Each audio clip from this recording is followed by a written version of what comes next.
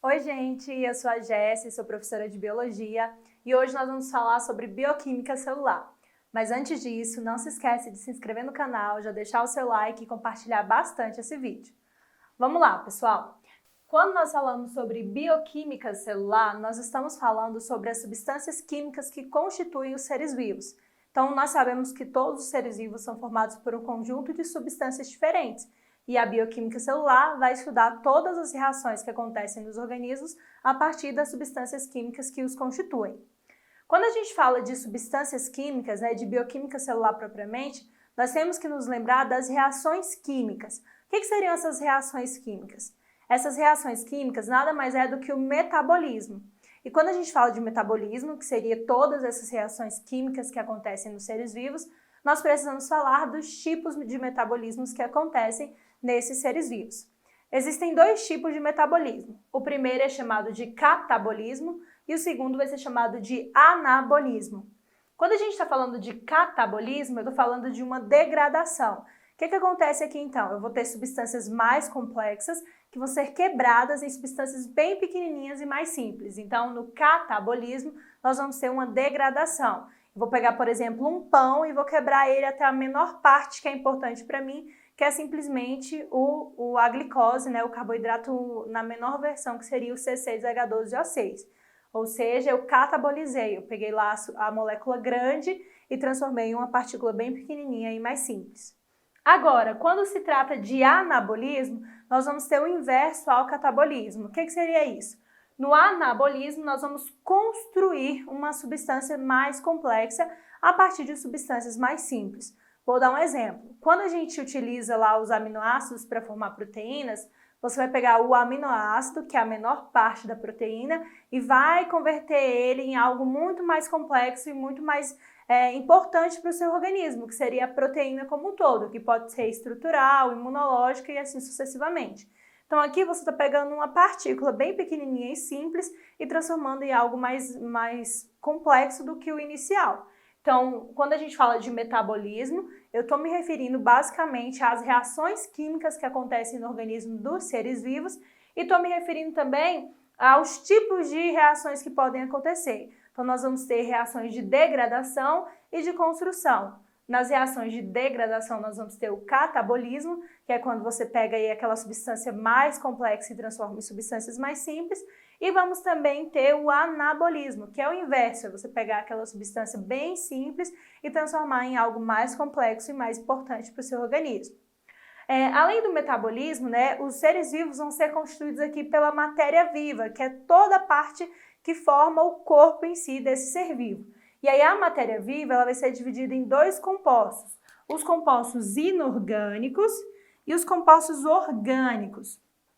Qual que é a diferença entre composto inorgânico e composto orgânico? Eu sempre gosto de sintetizar dizendo que os compostos inorgânicos são aqueles que não têm carbono e hidrogênio associado em sua composição. Já os compostos orgânicos são aqueles que podem ter carbono e hidrogênio associado na sua composição.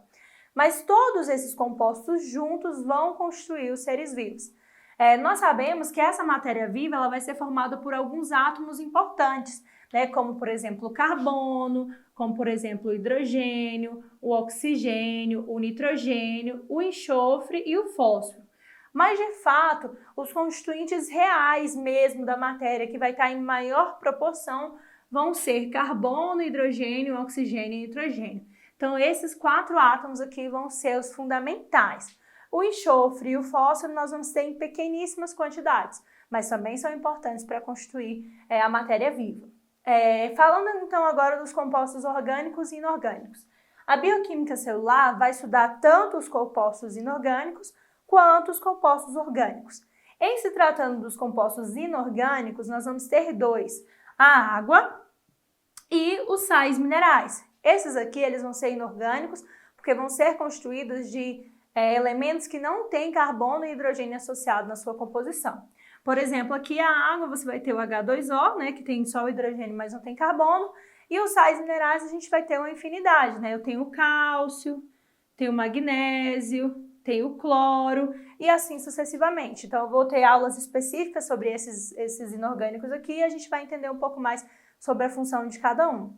Já os compostos orgânicos, né, que são aqueles que vão ter o carbono e o hidrogênio associado na composição, eles são em maior quantidade, tá bom? Então, nós vamos ter aqui os ácidos nucleicos, que são 2, tá? Eu coloquei aqui AN, que se refere a ácidos nucleicos, que nós vamos ter 2, o DNA e o RNA.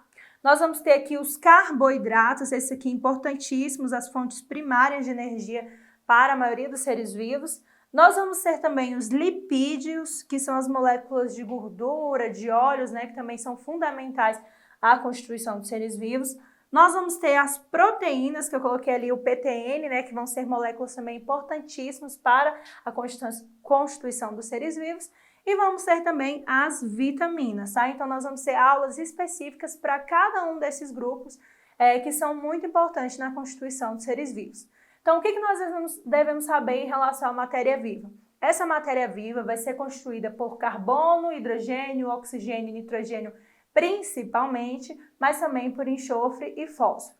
E além disso, ela vai ser dividida em compostos inorgânicos, que vão ser aqueles que não possuem carbono e hidrogênio associado na composição, como por exemplo a água e os sais minerais. E vamos ter também os compostos orgânicos, que são aqueles que vai ter carbono e hidrogênio associado na composição, que seria aqui os ácidos nucleicos, né, DNA e RNA, os carboidratos, os lipídios, as proteínas e as vitaminas.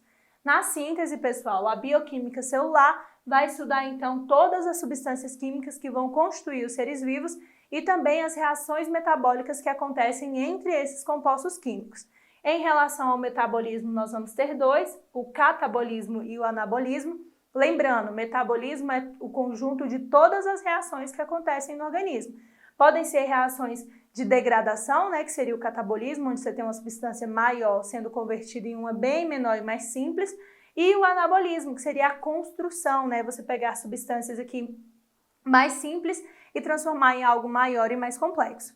E temos também os átomos que vão constituir a matéria viva, carbono, hidrogênio, oxigênio e nitrogênio principalmente, que vai estar dividido em compostos inorgânicos e compostos orgânicos. É isso, pessoal. Qualquer dúvida pode deixar aí nos comentários. Beijo!